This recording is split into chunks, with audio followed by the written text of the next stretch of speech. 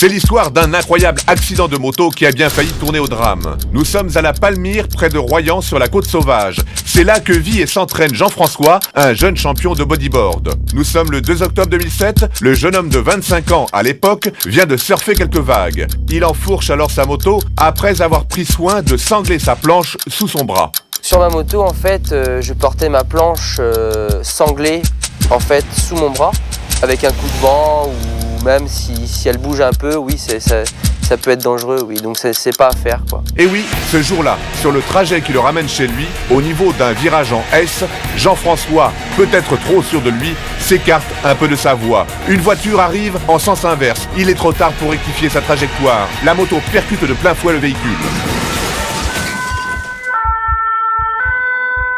L'accident de mon fils, eh bien, j'étais au courant par un jeune qui m'a appelé.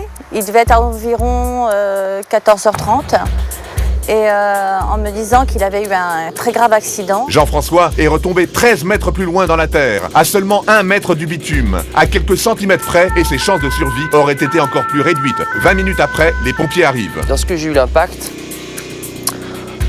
tout simplement, je me souviens de rien. De ce qu'on m'a dit, c'est que les pompiers, en fait, croyaient que j'étais mort. C'est sûr qu'on s'est posé de sérieuses questions.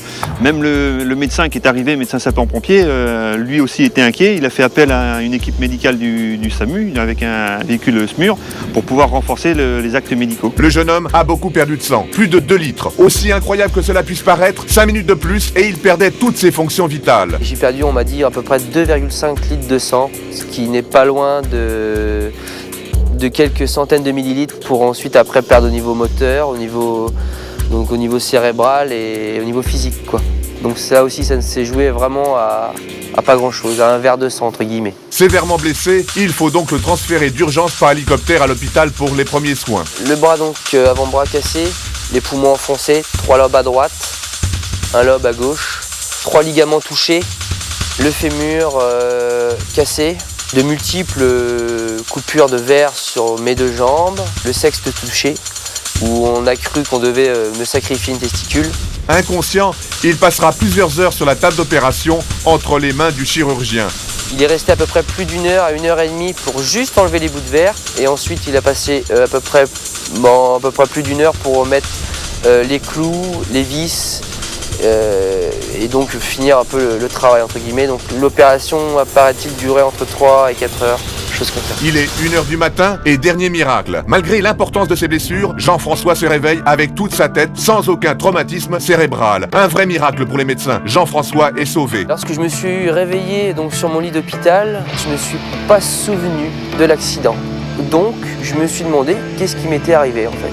Lorsque le chirurgien est venu, déjà il est venu avec le sourire et je lui ai demandé tout simplement, tout de suite, si la marche, le vélo, le bodyboard, le sport, ma passion serait toujours d'actualité.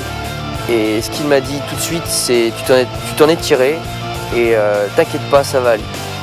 Je pense vraiment que c'est un miracle qu'il s'en soit sorti, oui, franchement. Le jeune sportif restera 13 jours allongé sans bouger, puis 1 mois et demi à l'hôpital pour sa rééducation. Par rapport à des fractures qui auraient pu être beaucoup plus violentes et même donc une mort certaine, c'est vraiment ma condition physique et donc mentale de surcroît qui m'a sauvé. C'est donc grâce à son acharnement et sa volonté de se dépasser que quelques mois plus tard, en mars 2008, il pourra remonter sur son bodyboard pour s'adonner à sa passion et de nouveau se requalifier dans des championnats. J'ai repris le bodyboard à peine 6 mois après l'accident. C'est une sorte de renaissance en fait, tout simplement. De redécouvrir ce que c'est que d'avoir un corps sur une planche, sur l'eau, la glisse. Aujourd'hui, Jean-François, âgé de 28 ans, qui grâce à son courage et sa force de caractère s'en est sorti, fait la fierté de ses proches. Aujourd'hui, je pense que Jean-François a eu beaucoup de chance et que c'est un miraculé. Il y a beaucoup de choses qui se passent dans la tête lorsqu'on est miraculé comme ça, lorsqu'on peut reprendre sa vie comme si de rien n'était, alors qu'on a explosé entre guillemets un espace qui lui est allé à la casse, la moto aussi d'ailleurs, mais pas moi, quoi. J'ai une image qui me reste quand on est arrivé, l'image de cette moto là, avec le corps du motard qui était par terre et on voyait les traces dans le pare-brise, c'est vrai que ça marque. Le jeune surfeur est passé près de la mort, tout près. Il est pourtant revenu à son plus haut niveau sportif, une leçon de vie et de courage incroyable, mais vrai. Il y a une sorte de force et de liberté en moi qui n'est pas descriptible. Voilà, c'est une sorte de sagesse qui s'est installée, peut-être un peu trop jeune, mais qui à mon avis peut être ma force pour refaire les Coupes du Monde et peut-être être le meilleur.